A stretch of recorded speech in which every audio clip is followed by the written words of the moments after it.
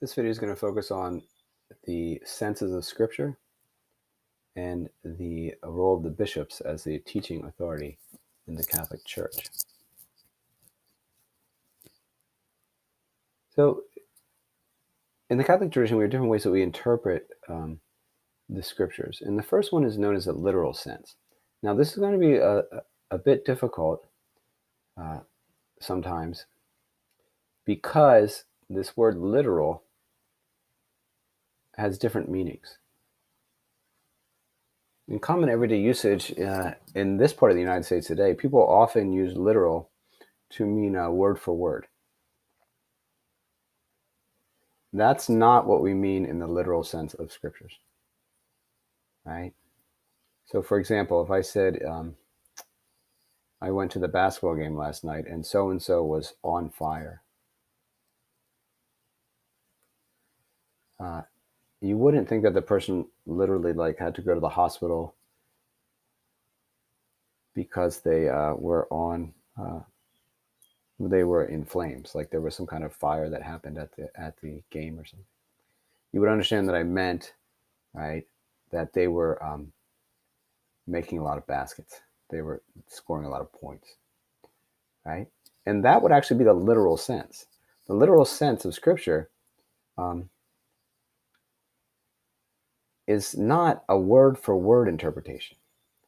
Okay, and this is where it gets a little bit confusing too, because a word-for-word interpretation is called a literalist or fundamentalist interpretation of Scripture. And that's not what we mean, and that's not what we believe. When we're talking about the literal sense of Scripture, we mean what the authors wanted their audience to understand.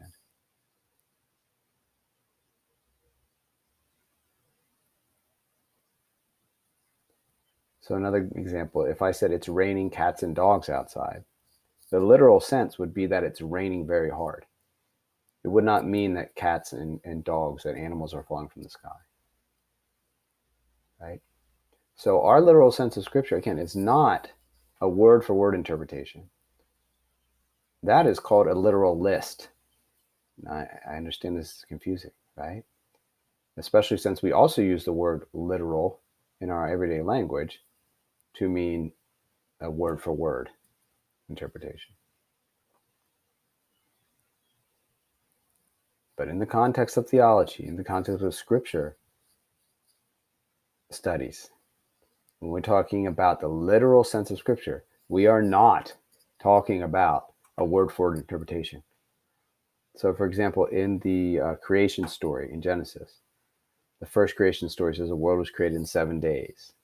A literalist or fundamentalist interpretation would be that the world was created in 7 24-hour days. But we do not believe that is what the author meant. So you'll see a literal interpretation, or the literal sense of Scripture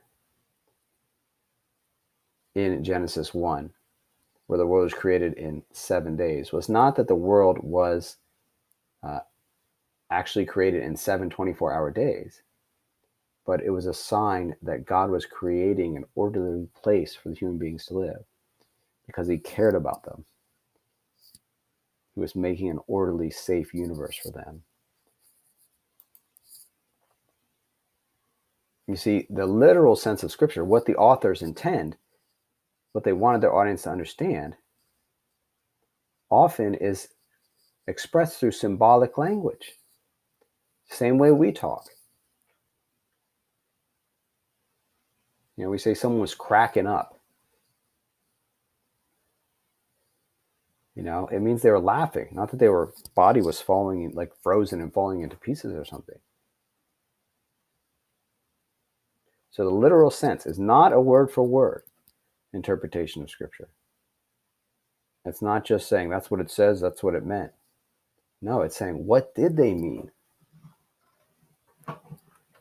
What did they mean when they said that? So we have to go into the world of the authors, try to figure out what they meant when they were writing what they wrote.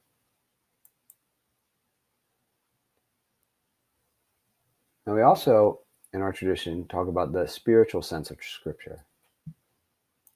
And there's 3 of them that we'll focus on.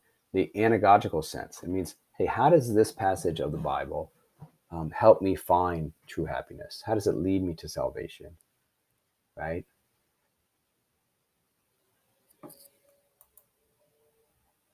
We're also talking about the moral sense, how this passage shows us how to treat other people justly. How does this part of the Bible, how does this reading that I'm doing, how does this show me how to treat other people?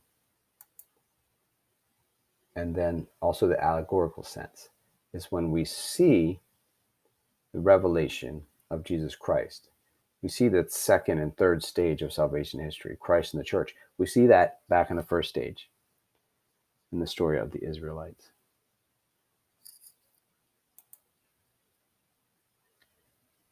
Okay, let's move on now to our next topic for this video, the role of the bishops as a teaching authority of the church. So in the Catholic Church, the heads of the local churches, or dioceses, are called bishops. It means overseer. And we give the teaching authority of the church to the bishops, right? We believe that they have the authority to teach what the church believes and the way that we practice our faith, because they are the successors of the 12 apostles. The 12 apostles were the core group of Jesus's students or disciples. So we believe that those are the people that experienced Jesus, and those are the people that inspire the Gospels, right? We talk about tradition, right? That was the incarnation of Jesus Christ. God became man, and then he formed this group of 12 men that represented the new 12 tribes of Israel, right? Which was the first stage of revelation, of special revelation. And then those people shared their experience of Christ with the world. And that's what is recorded, right, in the Gospels in the Bible. So you see tradition, right, the experience of the people of God, that special revelation. Part of it is recorded in the Bible, in inspired writing. There's the experience of the bishops, right, and the gift that they're given to share their experience of Christ with others, right? We believe that this authority as the teachers, as kind of the heads of the church, when it comes to what we actually believe and what we might not believe, we believe that this was passed on through the bishops, and we can trace the bishops back to the apostles through ordination. We could say this bishop was ordained by that bishop, which was ordained by that bishop, and we can trace it the whole way back to the people who were the original students of Jesus Christ.